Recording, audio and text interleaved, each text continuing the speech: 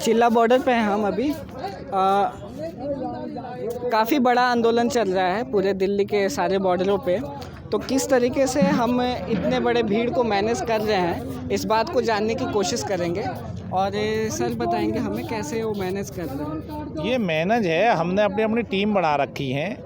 हम ज़िले Y team को बुलवाते हैं और उनको जब वो 5-4 दिन रहते हैं फिर वो टीम चली जाती है, फिर अन्य टीम आती हैं। और हमारे जो कार्यकर्ता पूरे प्रदेश में हर जिलेवार वो लगे हुए हैं, वो ज्ञापन देने का काम भी कर रहे हैं। और हमने एक निर्धारित टाइम कर रखा है कि ये 5 दिन रहेगी, ये 10 दिन रहेंगी, और टीमें आती रहती हैं जाती रहती हैं, इस प्रकार मैनेज कर रहे हैं। और चंदा के रूप में हमारे सब लोग जो आपस में चंदा इकट्ठा करते हैं और भोजन की व्यवस्था करते हैं। कुछ थोड़ा गुरुद्वारा का जो प्रबंधक कमेटी है उसने भी हमारे यहाँ जो सहयोग करा, उन्होंने भी अपना लंगर यहाँ लगाया है।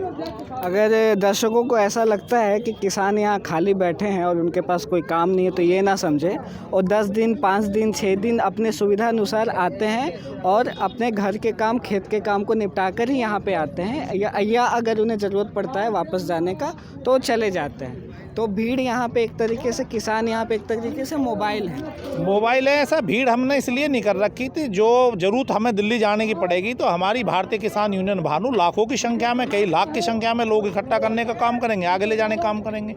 दूसरा, एक सरकार ने बड़ी चालाकी कर रखी है। सरकार ने जो पैसेंजर ट्रेनें हैं, जो जनरल डिब्बे हैं, वो बंद कर रखे हैं। अगर ये होते तो गरीब आदमी है हमारा किसान, अगर वो खोल दिए जाएँ तो कई लाख की संख्या में यहाँ चिल्ला बॉर्डर पर भी लोग आएंगे। लेकिन सरकार ने बड़े दिमाग से उनको रोक रखा है, वो गाड़ियाँ बंद कर रखी हैं। किसान जो गरीब आदमी है जब आता है, मेरा लखनऊ का हमारा किसान आता है, इलाहाबाद से आता है, तो एक बार ट्रैक्टर ट्रॉली या टेम्पू लाने में 10, 15, 20, 25 हज़ार रुपये का उसका खर्चा आता है। गरीब आदमी है, कोई हम कहीं से वो तो करते नहीं, इसलिए हमें थोड़ी सी उसमें होती है, हम आपस में सहयोग कर रहे हैं और बुला रहे हैं। लेकिन हमने पूरी टीमें अपनी तैयार कर रखी हैं। हर जिले पे हर जिला अध्यक्ष, मंडल अध्यक्ष हमारे लगे हुए हैं, पूरी टीम तैयार है। जैसा ही राष्ट्रीय अध्यक्ष जी का अनुरोध होगा, आदेश होगा, पूरी टीमें चिल्ला बॉर्डर पे होंगी और 26 जनवरी पर दिल्ली के लिए कूच करने का काम करेंगे। और ट्रैक्टर वैक्टर भी अपने पूरी तरह रेडी कर रखे हैं सब। तो अगर बात की जाए संगठन की, तो आप किस संगठन से संबंध रखते हैं और आपका संगठन किस तरीके से, किन मांगों के साथ आगे बढ़ रहा है? भारतीय किसान यूनियन भानु का मैं राष्ट्रीय महासचिव और प्रदेश प्रवक्ता हूँ। वो भारतीय किसान यूनियन भानु देश के तमाम किसानों के साथ है, उनके समर्थन में चिल्ला बॉर्डर पे है। और हमारी मांग ये है कि जो तीनों कानून हैं, सरकार को, माननीय प्रधानमंत्री जी को, किसानों की भावनाओं को देखते हुए, किसानों के भविष्य को देखते हुए, उनकी पीड़ा को देखते हुए उनको तीनों बिल वापस लेने चाहिए। ये भारतीय किसान यूनियन भानु मांग करती है। और स्वामीनाथन आयोग की जो रिपोर्टें हैं वो लागू हों और किसान आयोग का गठन हो, और किसान आयोग में किसान ही उसमें हों, ना कि कोई नेता, कोई विधायक, कोई एमपी उसमें शामिल हो। ये भारतीय किसान यूनियन भानु की मांग है। तो अगर बात की जाए तो ये पूरी तरीके से एक सामाजिक आंदोलन है, ना कि कोई राजनीतिक आंदोलन है। हमारा कोई राजनीतिक आंदोलन नहीं है और इसीलिए हम यहाँ ज़्यादा भीड़ भी इकट्ठा नहीं करते। हम अपने सिस्टम से यहाँ रखते हैं। हम 100, 200, 300 आदमी यहाँ रखते हैं और उसी प्रकार हम बुलाते हैं। बुलाने को तो हम 1, 1.5, 2 लाख भी लोग बुला सकते हैं, लेकिन अव्यवस्था ना हो, इसलिए अव्यवस्था ना फैलाने के उसमें हम हैं। अगर सरकार नहीं मानती है तो फिर 1, 2 लाख आदमी बुलवाए जाएंगे यहाँ पे। ये कितना बड़ा चैलेंज होता है सरकार के खिलाफ जाकर सड़कों पे उतरना और कानून को एक तरीके से चैलेंज करना? नहीं, चैलेंज तो सरकार को तो बेमतलब की सरकार हठधर्मी पे है। भाई हमारी सरकार हमने बनाई, ये इसको इस पर बहुमत दिलाने का काम भी हम लोगों ने किया है। हमने इसे वोट दिया है और उस वोट का इन्होंने दुरुपयोग किया है। इन्होंने हमसे 2014 में इन्होंने हमें आश्वासन दिया था कि हम स्वामीनाथन आयोग की सिफारिशों को लागू करेंगे, किसानों के कर्ज माफ़ करेंगे और किसानों के भले के कार्य करेंगे। लेकिन जैसे ही 2019 में ये इस पर बहुमत में पुनः राज्यसभा में मजबूत हुए तो इन्होंने अपना रूप दिखाना चालू कर दिया। हम इनसे पुनः अनुरोध करते हैं, अपने आपके चैनल के माध्यम से हम सरकार से मांग करते हैं, माननीय प्रधानमंत्री जी से मांग करते हैं कि आपने जो 2014 में वादे किए थे, आप किसान के भले का काम करें और किसान का भले का काम करेंगे तो आप सत्ता में बने रहेंगे। अगर आप किसान का भला नहीं करेंगे तो आपको सत्ता से दूर जाना पड़ेगा, 100% जाना पड़ेगा। और अगर किसानों के प्रति आप बढ़िया काम करेंगे तो आप इस देश में पूजते रहेंगे, यानी आपको कोई पूजने वाला भी इस देश में नहीं मिलने वाला।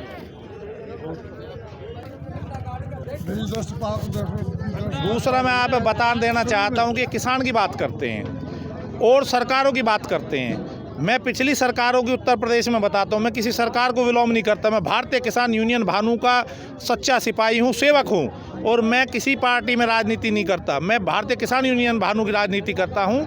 पिछली सरकारों में जो ट्वेलों के बिल थे 500 रुपये थे, आज बढ़ा के इन्होंने 2000 रुपये कर दिया। ये ट्वेलों पे मीटर लगाने का काम करेंगे। मीटर के बाद एक एक किसान के 5-5 हज़ार रुपये का बिल आएगा। पहले क्या होता था कि 50 किलो का यूरिया का कट्टा आता था, इन्होंने उसको 45 का करने का काम किया है। आप कह रहे हैं कि सरकार हमारी जो बढ़ाना जा रही है, हम किसान की आमदनी दुगनी कर रही है। आप किसान की आमदनी दुगनी नहीं कर रहे, उसकी लागत दुगनी काम करने का काम करा आपने। तीसरा क्या है, तीसरा आपने एक और काम किया है कि जो गाँव में जिस पर 2 पशु हैं, आप नियम ला रहे हैं कि जिसका तीसरा पशु होगा वो तीसरे पशु पे कमर्शियल कनेक्शन लेना होगा। आप उसको व्यापार की श्रेणी में किसान के उसको लेना आ रहे हैं। तीसरा आप करने जा रहे हैं, मैं अभी एक अखबार में पढ़ रहा था कि इसी पर 8 पशु अगर 9वां पशु है तो 9वें पशु पर प्रदूषण बोर्ड का कनेक्शन लेना, NOC लेनी पड़ेगी, जल बोर्ड की NOC लेनी पड़ेगी। तो सीधा सा टारगेट आपका क्या है कि आप जो किसान हैं, किसान को खेती से दूर करने का आपका प्लान है कि किसान परेशान हो गए, किसान खेती को छोड़ दे और किसान को जो बड़े बड़े व्यापारी हैं, जो तुम्हारे चहेते उद्योगपति हैं, वो खेती करें, हमारे बच्चे उसमें मजदूरी करें। आप चाहते हैं कि किसान का बच्चा 10,000 की नौकरी करे।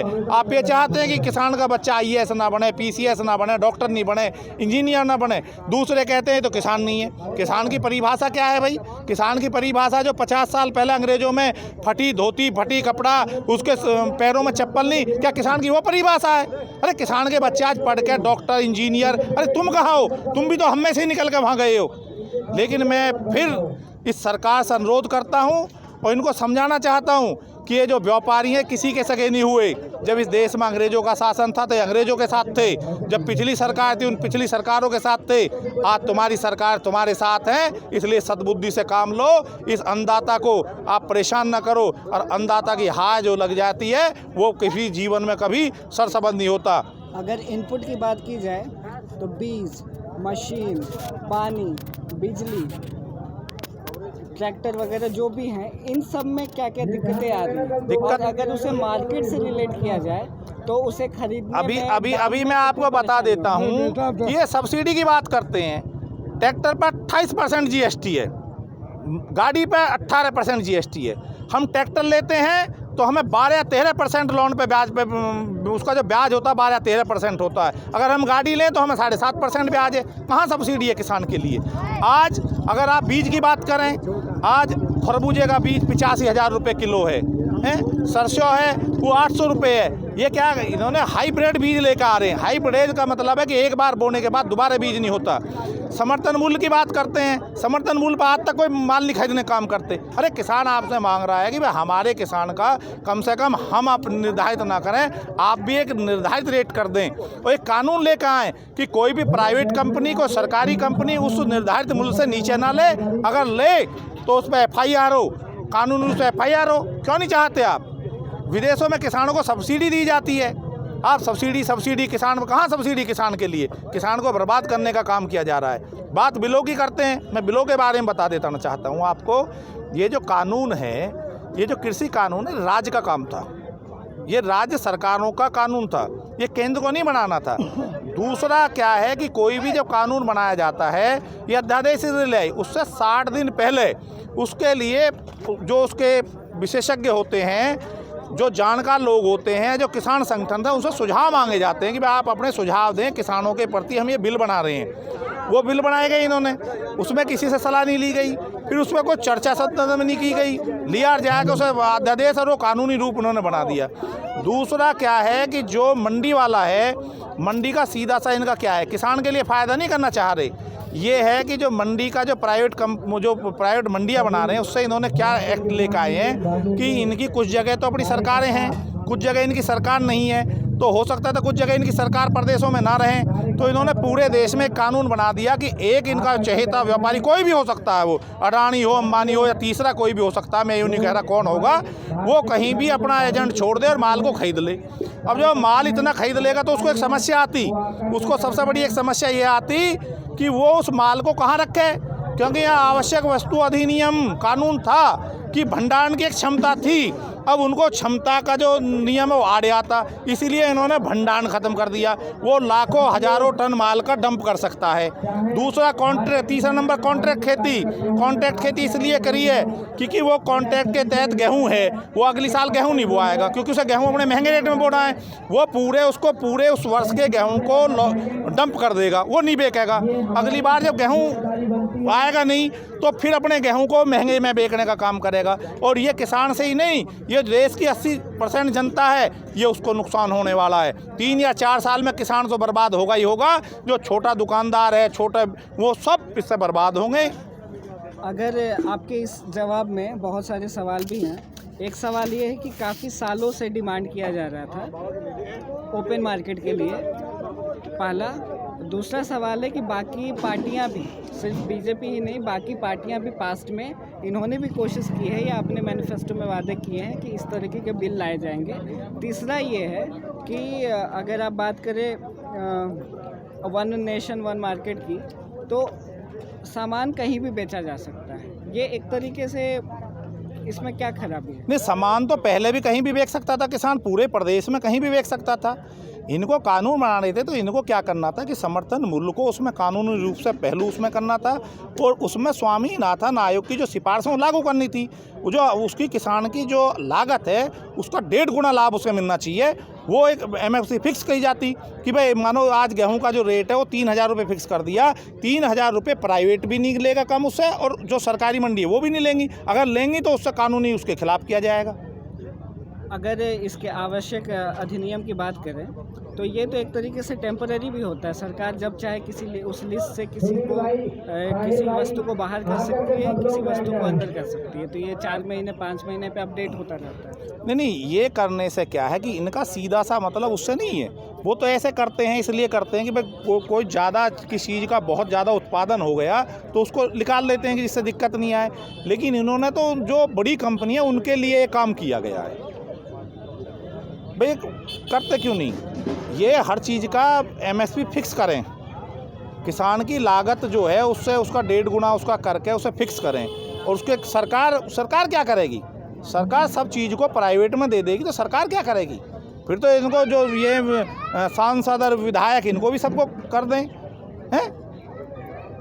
भाई आपकी जो जितनी तेल कंपनियां हैं, बीमा कंपनियां हैं, आपके बैंक हैं, आप बैंकों को भी बैंकों को भी देख लेना। आने वाले 2 या 3 साल में जो सरकारी बैंक है ये भी ख़त्म करके प्राइवेट को कर दिए जाएंगे, जिनका पहले जनता विरोध करती थी। प्राइवेट बैंक होते थे पहले, जब बैंकों का राष्ट्रीयकरण हुए उससे पहले प्राइवेट बैंक थे, वो अपने पैसे को ले लेते थे और जो दूसरे का पैसा उसे लेकर भाग जाते थे। आज हुआ भी है। भाई महामेदा बैंक है, महाराष्ट्र में है, कितने ऐसे बैंक डूबे हैं, लोग उनके चक्कर काट रहे हैं। अब पैसे की व्यवस्था हो रही है, थोड़े थोड़े से हो रही है, तो सरकार क्यों भागना चाहती है? अगर बैंकों की बात पे आई है तो कोऑपरेटिव बैंक और ग्रामीण बैंक किस तरीके से काम कर रहे हैं? क्या उसमें कुछ कमियां हैं या उसमें? कमियां तो सुधार करना सरकार का काम है। इन्हें क्यों चुन के जनता भेजती है? जो इनको 5-5 लाख की सैलरी सांसदों को, विधायकों को, MLCओं को राज्यसभा में देती हैं, इतना बड़ा खर्च है, इतनी बड़ी संसद इनके लिए है, इनको गाड़ी घोड़ा, आज इनको कह के 1,000 रुपये के बिल के पैसे दिए जाते हैं। 400-500 रुपये महीने में जब बिल चल रहा है, इनको आज ही 5-5 हज़ार रुपये बिल के पैसे दिए जाते हैं। क्यों दिए जाते हैं? इनको पेट्रोल के डीजल पेट्रोल दिए जाते हैं, इन्हें DA दिए जाता है। वो ये क्या करेंगे फिर? जब सब चीज़ ही ये प्राइवेटीकरण में चला जाएगा तो ये सरकार क्या करेगी? बैंकों के लोन, ग्रामीण बैंक से या कोऑपरेटिव बैंक से लोन लेने में किसानों को कितनी परेशानी होती है? उसमें आज भी बहुत परेशानी है। 12-13% का तो ब्याज है वहाँ पे, और उसमें घूसखोरी है, मिलता भी ना है। और लोन माफ हो में बड़े बड़े उद्योगपतियों के कितना, किसान के तो एक उद्योगपति का जितना करा उतना सबका हो जाता पूरे हिंदुस्तान का। बड़े बड़े बैंक हैं, SBI है, पंजाब बैंक है, केनरा बैंक है, बैंक ऑफ बड़ौदा है। इन बैंकों को हटा दे, दूसरी तरफ जो ग्रामीण बैंक हो जाते हैं, तो दोनों बैंकों की अगर तुलना करें तो कितना ज़्यादा फ़र्क हो जाता है दोनों टाइप के बैंकों में लोन? भाई फ़र्क कुछ नहीं है। उसमें क्या है कि जो कोऑपरेटिव सोसाइटी बैंक हैं उनमें हमारे चुने ये सरकार के जो चुनिंदा जो बैठा है जहाँ सरकार द्वारा, वो गड़बड़ कराते हैं।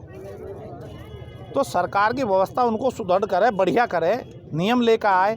अब ये थोड़ी है कि लिए नहीं चल रहा, अभी इसको भी ले कर दो, इसे भी हटा दो, ऐसे तो सभी चीज़ खत्म हो जाएगा। पक्ष की बात करती है हर समय। अब आप ये लगाओ, डीजल पेट्रोल है, पिछली सरकार में हमारी ये जो भाजपा सरकार थी, जो कांग्रेस की झंडा ठा दे हुए डीजल महंगा होगा, पेट्रोल महंगा हो गया, गाड़ी निकाले, आज कहाँ गए ये? गैस की सब्सिडी ख़त्म होगी, गैस पे शोर मचा दे हुए, बिजली कहाँ से कहाँ ले आए। पहले 400 रुपये में पिछली सरकार में गाँव में मिनिमम चार्ज था, 220 रुपये में 2 वाट का जो था, आज वो 1500 रुपये में है। अब बताओ बिजली में क्या सुधार कर दिया इन्होंने। तो ये तो बेमतलब कि उसमें धर्म के आड़ पर, धर्म तो हम भी हैं, हम बिना पूजा के भोजन नहीं करते, पहले पूजा करते हैं उसके बाद भोजन करते हैं। अब इसका मतलब ये थोड़ी है कि आप धर्म की आड़ में सबको बर्बाद कर दें।